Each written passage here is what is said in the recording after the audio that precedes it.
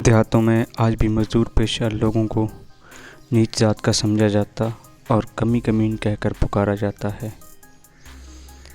ایسی ہی ذات کی ایک چھوٹی سی بچی رشیدہ بی بی بھی ایک گاؤں میں رہتی تھی۔ وہ روز اپنی ماں کو اپنے باپ کے ہاتھوں پٹتا دیکھتی تو ڈر کے مارے سہم جاتی۔ رات کو سوتے میں کبھی آنکھ کھل جاتی تو اکثر ماں باپ کے کمرے سے عجیب عجیب آوازیں سنائی دیتی۔ کبھی ایسا لگتا کہ اس کا باپ اس کی ماں کو گالیاں دے رہا ہے اور کبھی گمان ہوتا کہ باپ ماں کی منتیں کر رہا ہے۔ بات سمجھ نہ آنے کی وجہ سے اس پر ایک خوف کی سی کیفیت طاری ہو جاتی۔ اس کی ماں تو مار کھانے کے بعد پتھر گرم کر کے ٹکوریں کرتی اور پھر گھر کے کاموں میں لگ جاتی۔ اس کا باپ دوسرے دن کام پر جانے سے پہلے بیوی کو 2-4 گالیاں دینا ضروری خیال کرتا۔ گالیاں دینے کے لیے اسے کسی خاص بہانے کی ضرورت نہیں ہوتی تھی اور شام کو جب گھر واپس آتا تو بھی اس کا یہی معمول ہوتا۔ شام کو کھانا کھانے کے بعد وہ اپنے دوستوں سے ملنے ضرور جاتا، جہاں سے وہ اکثر نشے کی حالت میں واپس آتا۔ رشیدہ بی بی اس ماحول میں بڑی خوف زدہ رہتی تھی۔ پھر ایک دن اس کی پھوپھی جو قریبی قصبہ میں بیاہی ہوئی تھی ان لوگوں سے ملنے آئی۔ اسی دیہات کے گھر سکول سے 5ویں پاس تھی اور چونکہ گاہے بگاہے بھائی کی مالی مدد بھی کرتی رہتی تھی، اس لیے اس گھر میں اس کی کافی اہمیت تھی۔ اس نے رشیدہ بی بی کی حالت بھانپ کر اسے تنہائی میں لے جا کر اس کے خوف کی وجہ پوچھی، جس پر رشیدہ بی بی نے اپنی تمام بپتا کہہ سنائی، جس پر پھوپھی نے اسے سمجھایا کہ اگر وہ بڑی ہو کر اپنے باپ جیسے خاوند سے بچنا چاہتی ہے تو اسکول جایا کرے، کیونکہ صرف تعلیم ہی اسے دنیا میں اچھا مقام اور اچھا شوہر دلوا سکتی ہے۔ اس نے اپنی مثال بھی دی کہ پڑھی لکھی ہونے کی وجہ سے اسے اچھا خاوند ملا۔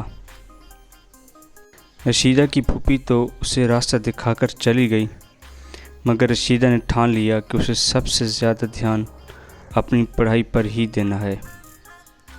یہی ایک طریقہ ہے کہ وہ اپنے باپ اور بھائیوں کے وحشیانہ ماحول سے نکل سکے۔ سکول تو وہ جا ہی رہی تھی، مگر اب سکول اس کے لیے دوسرے بچوں کے برعکس ایک عبادت گاہ بن گئی تھی۔ یوں اس نے اس گھٹن زدہ ماحول میں رہتے ہوئے بھی 5ویں کا امتحان اچھے نمبروں سے پاس کر لیا۔ رشیدہ بی بی تو چاہتی تھی کہ وہ اب اور آگے پڑھے، لیکن اس کے گاؤں میں لڑکیوں کا سکول صرف پرائمری تک ہی تھا، اس لیے اسے اپنی تعلیم جاری رکھنے کی کوئی صورت نظر نہیں آ رہی تھی۔ اس کے 2 بڑے بھائی جو عمروں میں اس سے کافی بڑے تھے، 2-2 3-3 جماعتیں پڑھ کر سکول سے بھاگے ہوئے تھے۔ وہ دونوں اب باپ کے ساتھ مل کر مزدوریاں کرتے اور اس کی پڑھائی کے پہلے ہی مخالف تھے۔ انہوں نے جب سنا کہ رشیدہ مزید پڑھنے کی خواہش رکھتی ہے تو وہ ہتے سے ہی اکھڑ گئے، اسے ایسی گالیاں دیں کہ خدا کی پناہ۔ اب گھر کے سب مرد اس کی پڑھائی کے دشمن اور ماں بیچاری ہونا کیا اور نہ ہونا کیا۔ رشیدہ بی بی کو لگا جیسے اس کے سب خواب قتل ہو گئے۔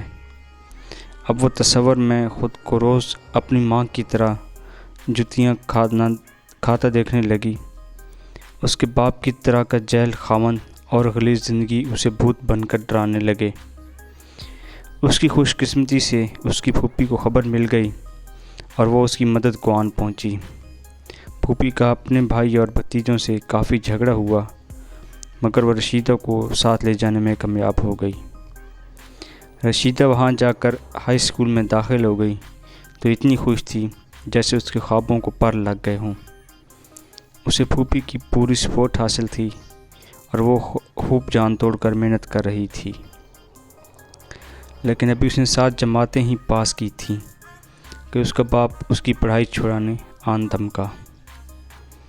پھوپھی نے بہتر یہ سمجھایا، بھائی چھیمیں لڑکی پڑھ رہی ہے تو 10ویں کر لینے دے اسے، میرے پاس آرام سے ہے، تجھے کوئی تکلیف تو نہیں دے رہی؟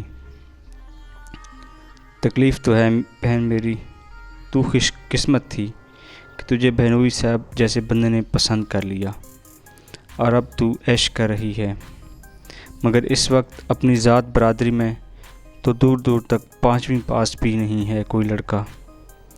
مزید پڑھے گی تو رشتہ کہاں سے ملے گا، کنواری رہ جائے گی۔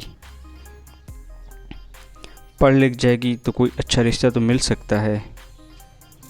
بھول جا بہن میری، ہم کمین لوگ، ہماری بیٹی کتنا بھی پڑھ جائے کسی اونچی ذات سے رشتہ نہیں ملنے والا۔ کئی گھنٹے کی بحث کے بعد بہن کو بھائی کی بات ماننی پڑی۔ رشیدہ بہت روئی پیٹی، چیخی چلائی۔